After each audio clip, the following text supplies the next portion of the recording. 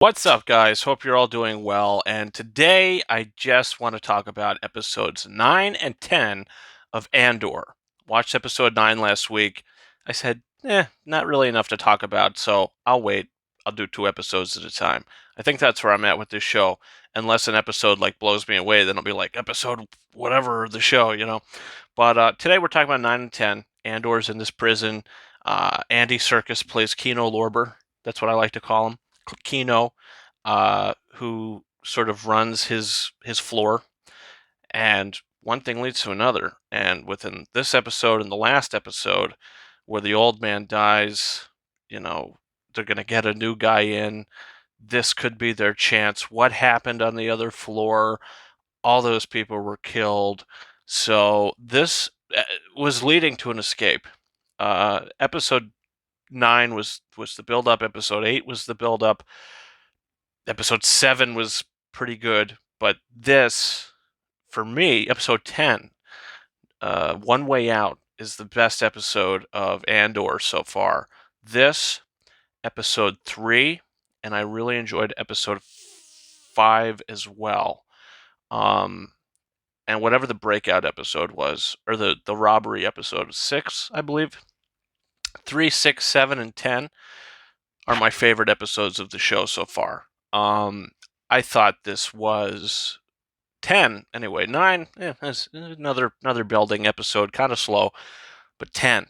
Wow, this prison escape was incredible. I mean, it was so well done, so entertaining. I mean, really just so well planned. You didn't really get much of the planning, so you didn't really know what was going to happen. But when things started happening, you go, whoa, okay, they're in. Andy Serkis's character is saying, you know what, I'm going to do it. I'm going to fight. And they go for it. So they lead this escape. And it was just awesome seeing them take out all these Imperial guys. I mean, it was just so fun and satisfying to watch. Um, and when they finally get to the point where they have to jump into the water and escape, uh, it was kind of tragic.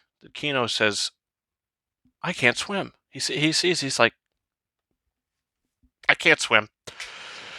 And in a moment like that, we don't. I mean, we don't see what happens to him. We don't see if he eventually jumps. We don't see anything after Cassian getting pushed off. Um, would he have helped him? I'm sure he would. But I think what I think happened, Kino probably got pushed off. Um, it was like, hey, I can't swim, and maybe somebody helped him. I mean, I can't imagine that would be too difficult, but you never know. So that's where I'm at with that. Uh, love that character though. Andy Serkis is incredible in this show, and he gives one of the best performances in Star Wars history. His character is so good. I want the Black Series. I want the Funko. Whatever they created this guy, I mean, he's gonna go down as the guy that was went down to save everybody. And I thought that his not necessarily sacrifice, because he didn't sacrifice himself. Everybody else got out, and if he got out or not, it wouldn't have mattered. But it's just his motivation. I just love that character so much. You get a little more into Mon Mothma. That stuff is like, okay, it's building to something bigger. So you're slowly getting there. It was pretty weird that the guy said, let your son meet let my son meet your daughter and see what happens. And we know that that's how she ended up marrying her husband, was an arranged marriage type thing. So she's like, you know what? I don't want my kid around this. You can go screw yourself, buddy. And he does, which I thought was a really good scene. The stuff with Luthen at the end of the episode 10, um, he's talking to somebody who is working on the inside, and he's talking about what he sacrificed, and it's a good scene. But most of the stuff going on with Luthen since his appearance in episode 3 is kind of lackluster to me. Kind of boring. This guy's got to do something. I don't know, maybe that's not the character. I don't know. Uh, we'll see. I mean, we'll see where that goes. But as of right now, his character is interesting, but it's the least compelling. Not as much going on. It's moving at a snail's pace. But the rest of it, loved it. Can't wait to see where Cassian goes. What's his next step? We're 10 episodes in. I think there's 22 episodes of the show or something like that. Regardless, I mean, I like that the show is like, okay, we're gonna take our time, but then we're gonna hit you, and then we're gonna take our time, then we're gonna hit you.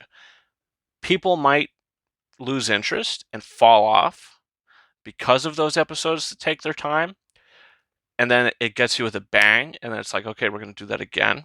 That's the template of the show. And for me, I mean, I'm not going to give up watching it. Obviously, I'm into it.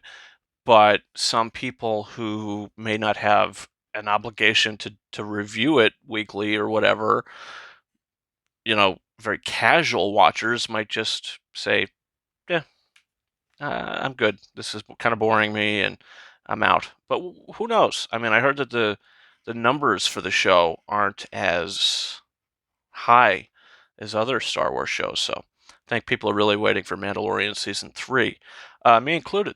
But yeah, I'm loving it, even though I could admit it does have slow episodes. You're prepared for it, but you get zingers like this.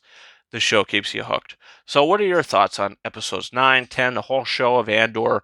What do you think is going to happen to Andor's mother figure, uh, Mrs. Dursley? She's in the Harry Potter films, Mrs. Dursley. Her name keeps escaping me, but what's going to happen to her? She's hiding her medicine. Bix, she's been totally effed up, and her brain is totally scattered. What's going to happen with her? Um, a lot going on. A lot going on. Really exciting to see. I'm definitely invested. 10 episodes in. God, I hope I would be at this point. So that's been it for me, guys. You can follow me on Twitter at RyanKing72 and Instagram and TikTok at King Horizons 131. And that's been it for me. Thank you so much for watching my reviews, spoiler reviews for episodes 9 and 10 of Andor. And until next time, over and out.